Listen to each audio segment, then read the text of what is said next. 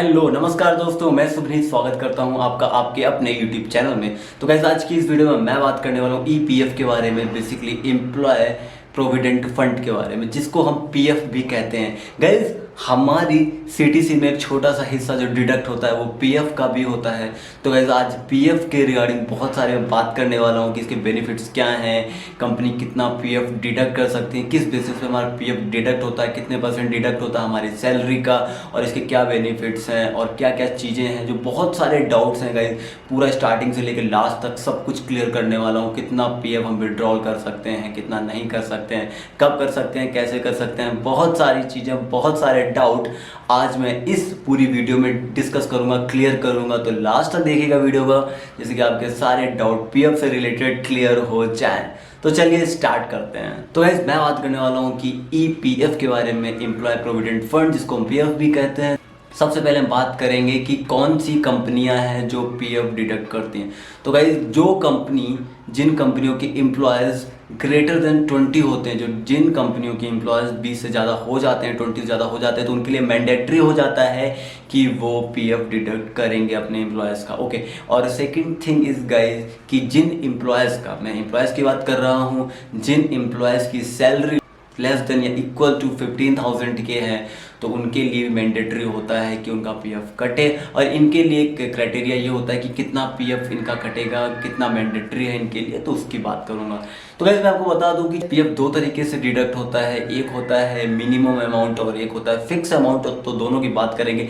आपने सुना होगा गाइस, कहीं कहीं पीएफ एकदम फिक्स कटता है हर महीने, जब आपकी सैलरी इंक्रीज हो डिक्रीज हो उससे फर्क नहीं पड़ता है, लेकिन आपका जो पीएफ होता है वो फिक्स कट रहा होता है 1800, करेक्ट। बहुत सारी कंपनियों उसका जो पीएफ है इतना ही कटता है, जो कि मिनिमम अमाउंट होता है। ओके, बाकी गाइस एक और होता है कि हमारी सैलरी का 12% डिडक्ट होता है। तो ये केस उनके लिए भी है जिनकी सैलरी 15,000 या 50,000 से कम है, तो उनके साथ जो उनका पीएफ डिडक्ट होता है गाइस वो होता है 12%। अब 12% किस बेसिस पे कटता है गाइस? 12% कटता है उनकी बेसिक सैलरी के बेसिस पे, कि उनकी बेसिक सैलरी कितनी है। गाइस क्या होता है कि प्राइवेट सेक्टर की अगर मैं बात करूँ तो वहाँ पे केवल कट रहा होता है बेसिक सैलरी के ऊपर, लेकिन गवर्नमेंट से सर्विस की अगर बात करो तो उसमें डीए प्लस बेसिक सैलरी जो उनका होता है, उन दोनों को ऐड करके तब उस पर उनका पीएफ कैलकुलेट करा जाता है। डिपेंड करता है कि उनका 12% कट रहा है या फिक्स कट रहा है। दो अमाउंट आप डिडक्ट करवा सकते हैं अपनी सैलरी से, या तो एक मिनिमम अमाउंट आप बोल दें कि हमें मिनिमम अमाउंट ही डिडक्ट करवाना है, जो कि 1800 है, वो हर बार 1800 हर मंथ आपके अकाउंट से डिडक्ट होगा, बेसिकली आपकी सीटीसी से, आपकी सैलरी से। तो बाकी या फिर आप कर सकते हैं कि 12% करा सकते हैं अगर आपको ज़्यादा सेविंग करानी तो, क्योंकि कल को मान लो आपकी सैलरी 1 लाख है, 2 लाख है, तो जो आपका पीएफ कटेगा उसमें 12% उसमें आप कटवा सकते हैं। तो 1 लाख का आप समझ सकते हैं कि जो 12% होगा अप्रॉक्स बहुत ज़्यादा होता है, 12,000 के अबाउट होगा। तो वहाँ पे आपकी जो पीएफ है वो बहुत ज़्यादा हो जाता है। आई थिंक ये चीज़ समझ में आ गई होगी कि किस बेसिस पे हमारा पीएफ डिडक्ट होता है और कौन कौन सी कंपनी पीएफ डिडक्ट कर सकती है। तो अब बात करते हैं कि एक डाउट हमेशा रहता है कि एम्प्लॉयर और एम्प्लॉयर का क्या रिलेशन रहता है पीएफ में। तो उसके लिए मैं बता दूं आपको गाइस कि जितना पैसा एम्प्लॉय पे करता है पीएफ में, उतना ही पे करता है एम्प्लॉयर। कैसे? लेकिन सपोज डेट आप 1800 अगर आप पे कर रहे हैं तो एम्प्लॉयर भी 1800 आपके लिए पे करेगा। सपोज डेट आप ऐसे समझिए, अगर आपकी सैलरी 100 रुपीज़ है, ओके, उस पर अगर मान लीजिए कि 18 रुपये अगर आप पीएफ दे रहे हैं, अगर ठीक है 18 रुपये आप नहीं दे रहे हैं, अगर आप 12% को फॉलो कर रहे हैं तो 12% उसका होता है 12 रुपीज़। ओके, तो मान लीजिए आपने 12 रुपीज़ पीएफ पे करा, और साथ में साथ एम्प्लॉयर जो आपकी कंपनी है उन्होंने भी 12 रुपये पे करा आपके लिए, तो वो कंपनी आपसे कह सकती है कि एक्चुअल में आपकी सैलरी 100 रुपये नहीं है, आपकी सैलरी जो है 112 है। तो कहीं ना कहीं हमें इस चीज़ का प्रॉफिट मिलता है गाइस। तो अब मैं आपको बता देता हूँ कि ये जो 12 रुपीज़ या फिर जो 1800 की बात करूँ जो हमारे अकाउंट से हमारे पीएफ में ऐड करती है कंपनी, वो किस तरीके से ऐड करती है गाइस? वो ऐड करती है, उनका दो तरीके होते हैं ऐड करने के, एक एम्प्लॉय प्रोविडेंट फंड ईपीएफ में और एक होता है पेंशन सर्विस। तो दो में वो अपना वो पैसा डिस्ट्रीब्यूट करते हैं। जैसा कि पहले इस टाइम अगर मैं बात करूं तो अबाउट 8.5 चल रहा है ईपीएफ में। 8.5% जो भी आपकी सैलरी का रहने वाला है वो 8.5% उसमें डाल देंगे। बाकी का बचा हुआ जो अप्रॉक्स 3 पॉइंट समथिंग रहता है, 3.5%, 3.33 या 3.5% वो आपको वो डाल देते हैं पेंशन फंड में। तो गाइज ओवरऑल अगर आप कैलकुलेट करेंगे तो ओवरऑल आपको उतना ही मिलने वाला है। अगर मैं कॉग्निजेंट की अगर बात करूँ तो जैसे वहाँ पे 1800 अगर हमारा पीएफ कटता है गाइस, तो एक चीज़ मैं आपको बता दूं कि जो अगर आप जाके अपनी चीज़ों को देखेंगे, अपने रिसिप्ट्स को एंड ऑल को, तो वहाँ पे आपको समझ में आएगा जो पीएफ का स्ट्रक्चर 1800 आपका कट रहा है, इसके बाद जो एम्प्लॉयर का कट रहा है क्या होता है वहाँ पे आपने देखा होगा ध्यान से कि एक कट रहा होता है 975, एक 925 और 875। ओके, तो कुछ इस तरीके का उनका है पेंशन फंड का और ईपीएफ का, तो इस तरीके से वो डिस्ट्रीब्यूट करते हैं। तो ओवरऑल अगर आप दोनों को देख लेंगे, ऐड कर लेंगे, तो जो आपका टोटल होगा वो 1800 ही होगा, और यहाँ पे जो आप पे कर रहे हैं वो 1800 है। तो इस हिसाब से आपके अकाउंट में पर मंथ 3600 रुपीज़ पहुंच जाते हैं, जो कि काफ़ी अच्छा है। मुझे लगता है कि सेविंग है एक तरीके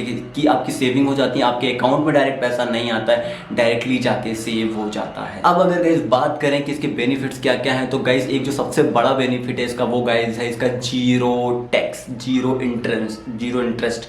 आपको कोई इंटरेस्ट नहीं देना रहता है इस पे। इवन आपको जो अभी इस पे जो अगर आपका पैसा जमा हो रहा है, आपको इस पे जो इंटरेस्ट मिलता है वो अप्रॉक्स 8.5% का मिलता है। अगर आप बैंक में भी पैसा जमा करते हैं, एफडी भी कराते हैं, तो वहाँ पे अप्रॉक्स 6.5% होता है। तो आप समझिए आप डायरेक्ट आपको 3% या 2.5% ज़्यादा आपको वहाँ पे इंटरेस्ट मिल रहा है आपके पैसे पे। तो ये गाइस एक बहुत ही अच्छी बात है, और उस पर आपको कोई टैक्स नहीं देना रहता है, टैक्स फ्री रहता है, और जो इसका इंटरेस्ट होता है वो बहुत हाई होता है। तो ये एक बहुत ही अच्छी चीज़ मुझे लगती है गाइस स्पेशली। और अगर मैं बात करूँ, ये एक तरीके से हमारा लाइफ इंश्योरेंस तरीके का होता है। लाइफ इंश्योरेंस मैं क्यों कह रहा हूँ लाइफ इंश्योरेंस, इसको मैं भी समझाने वाला हूँ आगे आने वाले कुछ क्षणों में, तो आपको समझ में आ जाएगा कि लाइफ इंश्योरेंस में क्यों कह रहा हूँ। और यूनिवर्सल एक्सेस होता है ये कि आपको बस एक बार ही यूएएन नंबर क्रिएट कराना रहता है, उसके बाद आप इसको ट्रांसफ़र करते रहते हैं। अब कंपनी आप स्विच करते हैं, ट्रांसफ़र करते जाते हैं।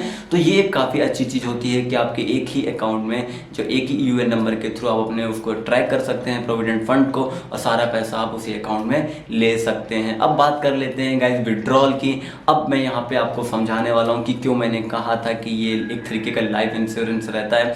गाइस वैसे आप बैंक में पैसा जमा करते हैं तो हो सकता है आप निकाल लें, आपको इमरजेंसीज आ रही हैं, कुछ भी आ रही हैं, तो द थिंग इज कि गाइस जब आप पैसा इसमें आपका पीएफ में जा रहा होता है, तो क्या होता है कि अगर आप पैसा निकालना चाहते हैं तो कब आप 100% पैसा निकाल सकते हैं।